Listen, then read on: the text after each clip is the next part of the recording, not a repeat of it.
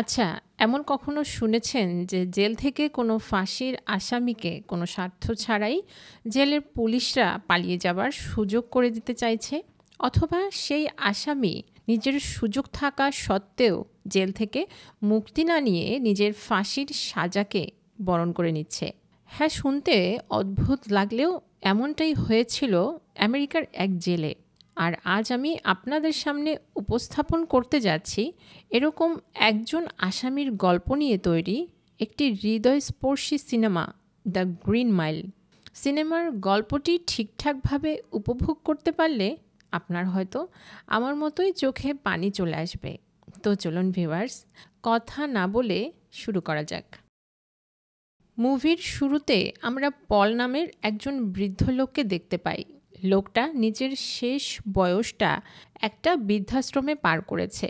তবে প্রতিদিন সকালে পল এই বৃদ্ধাশ্রম থেকে লুকিয়ে বাইরে যেত আর হাঁটতে হাঁটতে চলে আসতো জঙ্গলের মধ্যে অবস্থিত একটা পুরনো ঘরের সামনে। এখানে এসে পল জানালা থেকে উঁকি দিয়ে কিছু একটা দেখে এরপর আবার ফিরে যেত বৃদ্ধাশ্রমে। যেহেতু পলের বৃদ্ধাশ্রম থেকে এভাবে বাইরে যাবার পারমিশন ছিল না, তাই সে প্রায় প্রতিদিনই ওখানে গার্ডের কাছে বকা শুনত।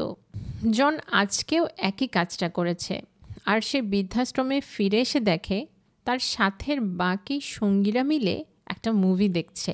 পল তাদের সাথে মুভি দেখতে শুরু করে, কিন্তু একটা সময় সে ছোট বাচ্চাদের মতো কাঁদতে শুরু করে। পলের এক বান্ধবী তাকে শান্ত করে বাইরে নিয়ে আসে। এরপর তারা দুজন ক্যান্টিনে যায় খাবার খেতে। খাবার খাওয়ার সময় পলের বান্ধবী তাকে জিজ্ঞেস করে সে মুভি দেখে এভাবে কাঁদছিল কেন। পল বলে, এই মুভিটা দেখার সময় আমার অতীতের কিছু কথা মনে পড়ে গিয়েছিল। পলের বান্ধবী সেই অতীত সম্পর্কে জানতে চাইলে পল তাকে জীবনের এমন একটা গল্প বলতে শুরু করে যেটা সে সবাইকে বলে না। সিন শিফট হয় 1935 সালে।